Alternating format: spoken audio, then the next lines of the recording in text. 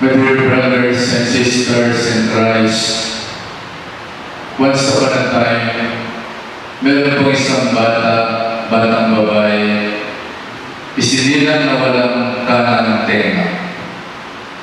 Sa paglaki ng babae ng batang ito, lagi siyang tinutokso ng kanyang mga kalaro dahil isa lamang ang kanyang tenga. Madalas nagsusumbong sa kanyang Mami, ayaw ko na makipaglaro kasi lagi nila akong binibiro. Wala daw akong isang tenga. So yung bata halos araw-araw umiiyak. Tinitiis niya yung pangamutya ng kanyang mga kalaro dahil wala siyang isang tenga. Pag-graduate niya ng high school, binigyan siya ng regalo ng kanyang mami. Anak, mabihis ka, pupunta tayo sa hospital. Magkakaroon ka na ng bagong tenga. So tuwa si dalaga, dalagindig. At pagkatapos ng operasyon, nagkaroon na siya ng kanang tenga. Masaya-masaya siya.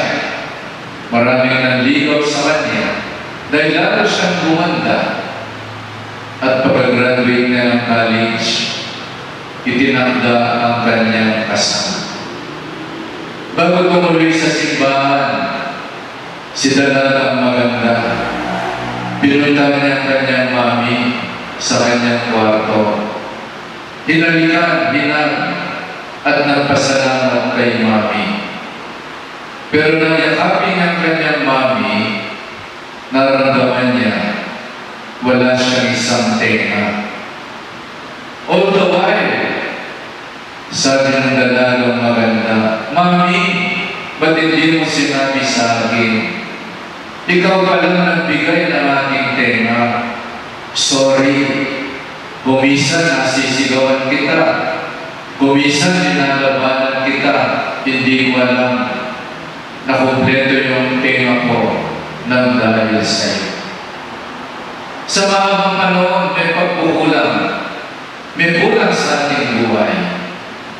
Dahil sa kasalanan ni Eva at ni Adan, namana natin ang kasalanang mana.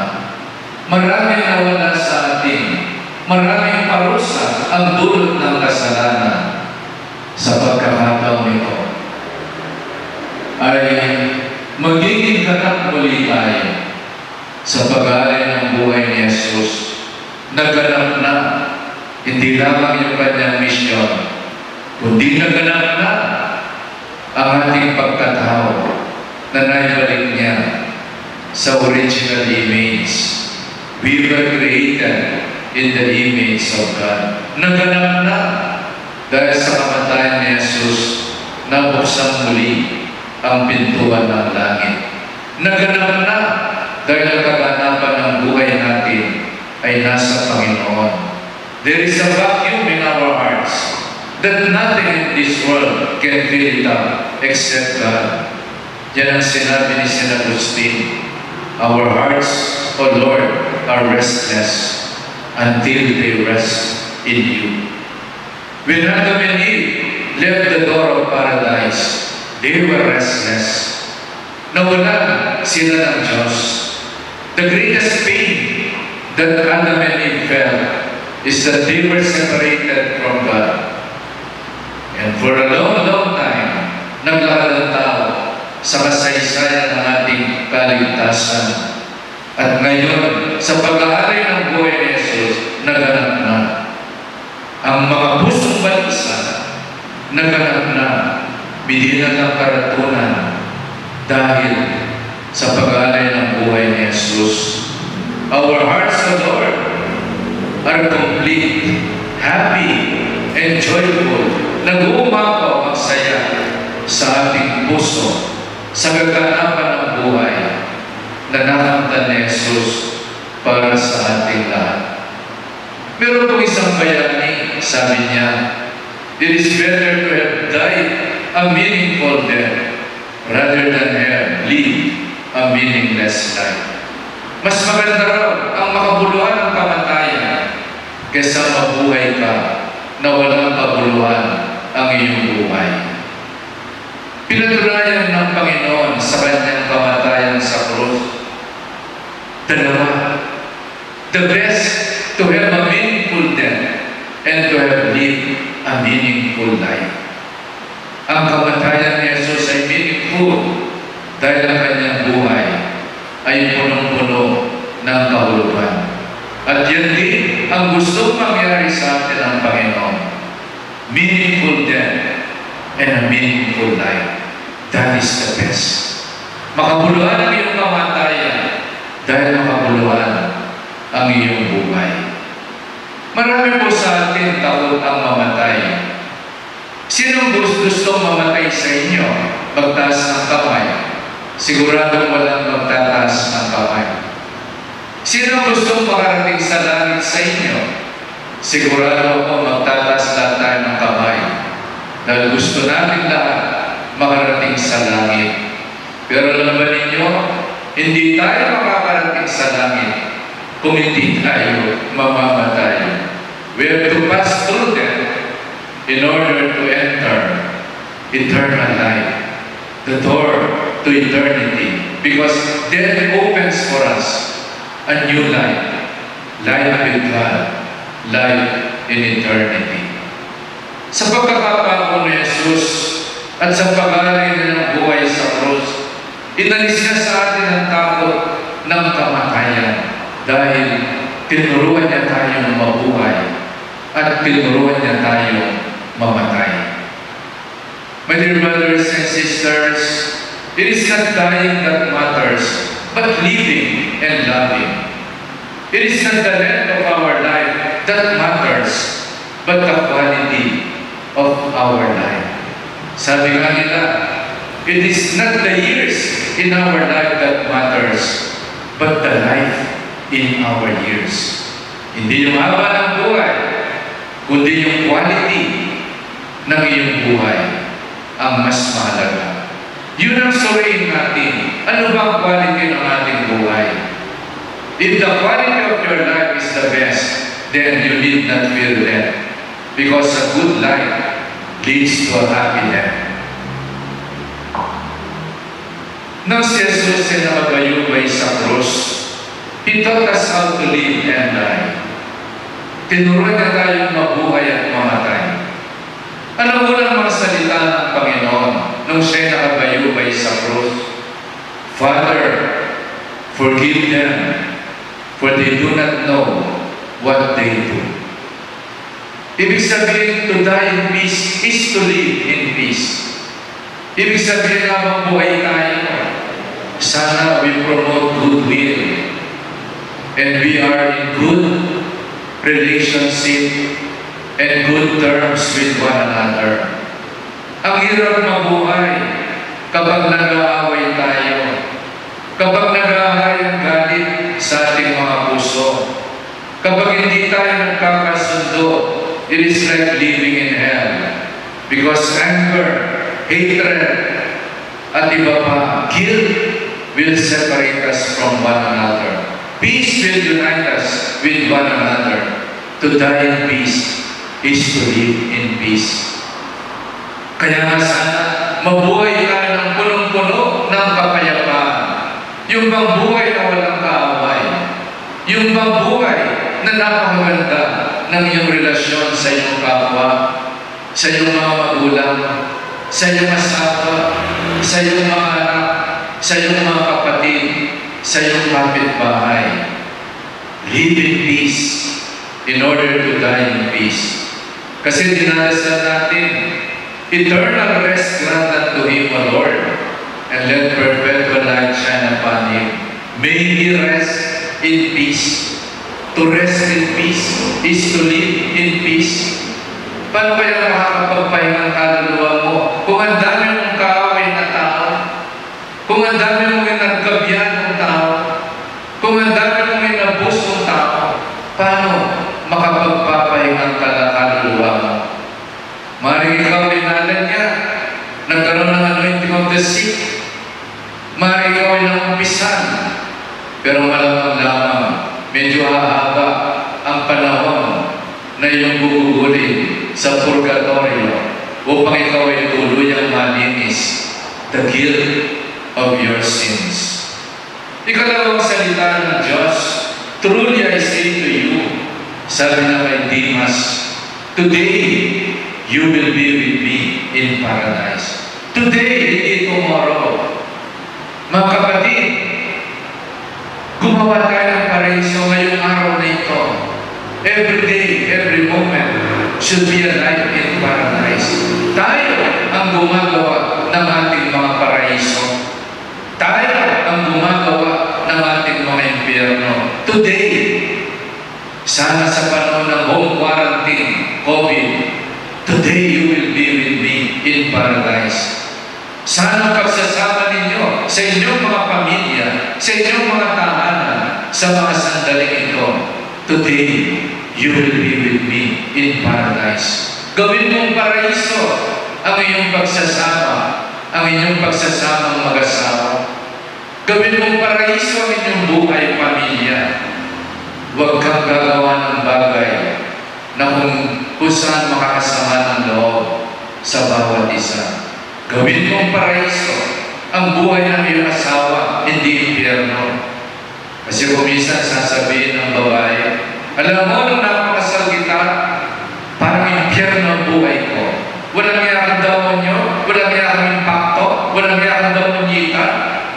Dati di ko one another sweetie pie, ngayon, impacta, demonyos ka. Namilyari ka kayo. O di ko naging biyari-biyo. Today, let's create our own paradise. Huwag na natin hintay ng bukas. Pag namatay tayo, makakarating tayo sa paraiso. Even now, we can experience paradise when we love one another, when we are reconciled with one another. Peace. When there is peace, heaven. Ang sarap mabuhay na kasama ka. Ang sarap ng buhay when you are reconciled with one another, when you love one another, when you care one another. Heaven. Kahit sa lupa, may langit din. Pero kahit sa lupa, may impyerno din. Sana gawin natin langit ang buhay natin sa loob ng pamilya. Ikatlong salita, sabi ni Jesus sa kanyang mahal na ina, babae, nariyan ang iyong anak. At sinabi niya kay St. John, who represents the church at that moment, this is your mother. Bakit ibinigay ni Jesus?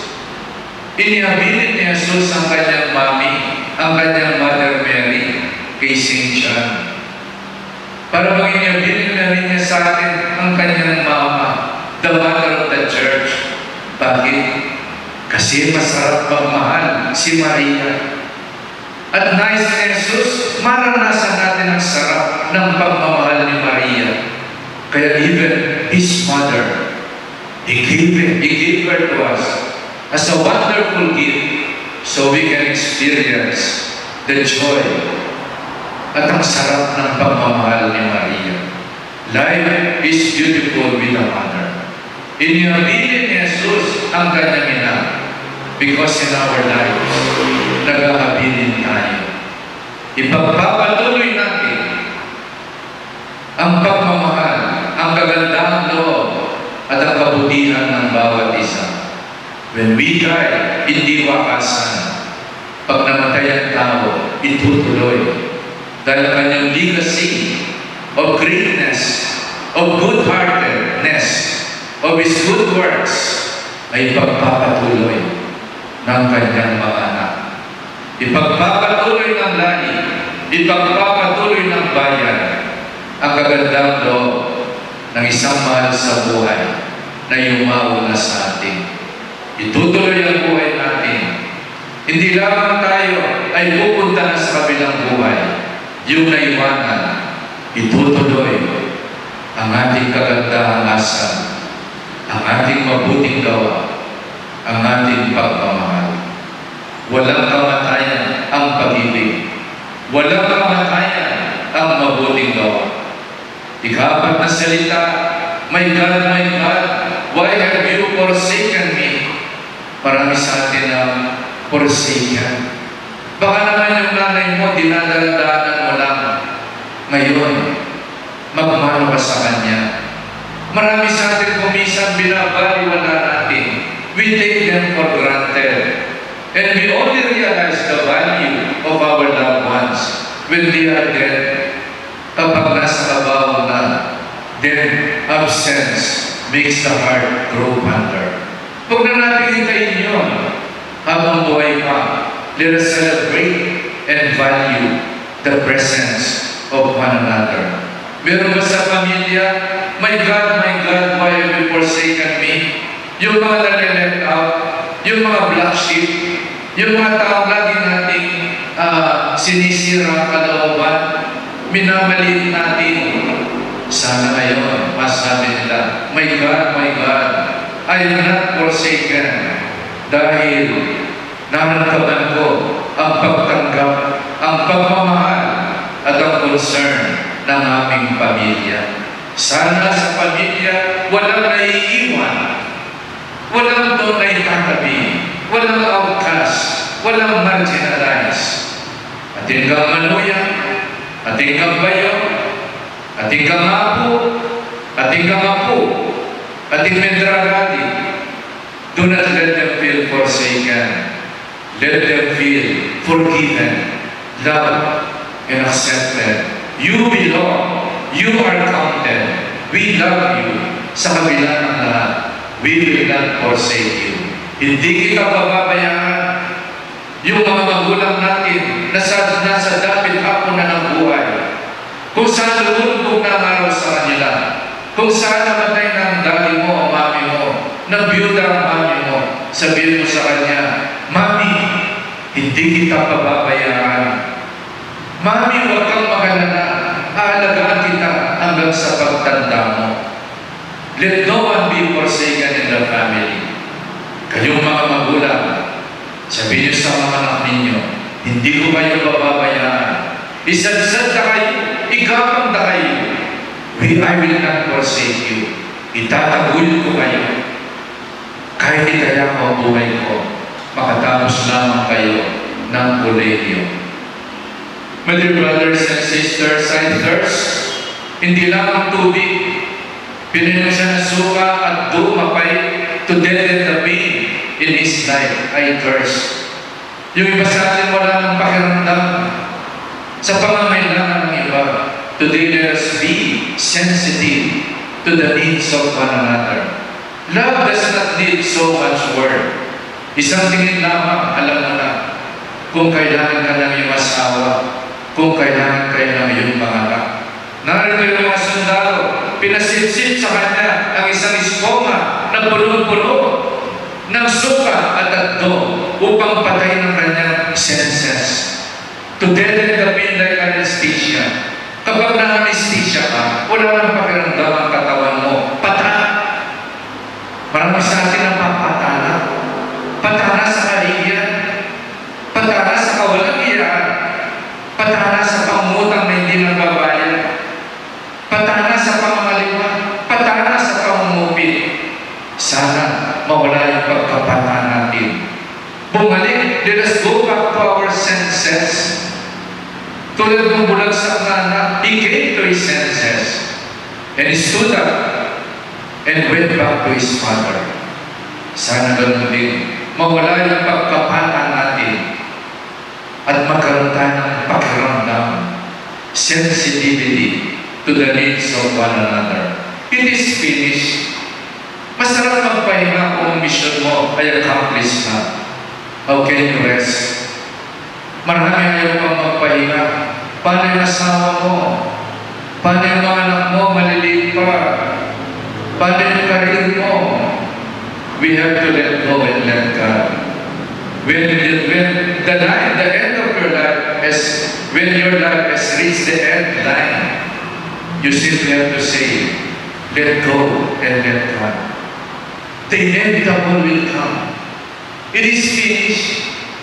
Maybe the end line is already reached. We have reached the end line. Hanggang doon na lang. Pero sana, bago tayo makarating sa finish line ng buhay natin, everything is set. Makipagkasundo ka sa asawa mo, sa magulang mo. Kay gandang tanawin. Ang isang tao bago siya mamatay, anak, patawaran niyo ako. Sweetheart, forgive me. And then forgive one another. Alam niyo, may isang pamilyang ganyan. Nagpunta sa ICU, isa-isa, kinausap si Daddy. Daddy, please forgive me. Umiyak ang Daddy. Kahit na naka-respirator na lang. And after everyone has said, Daddy, forgive me.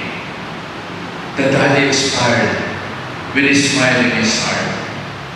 Ang sarap mabuhay in peace with one another. Sana'y tamang papakal ka rin may ngarit tamang.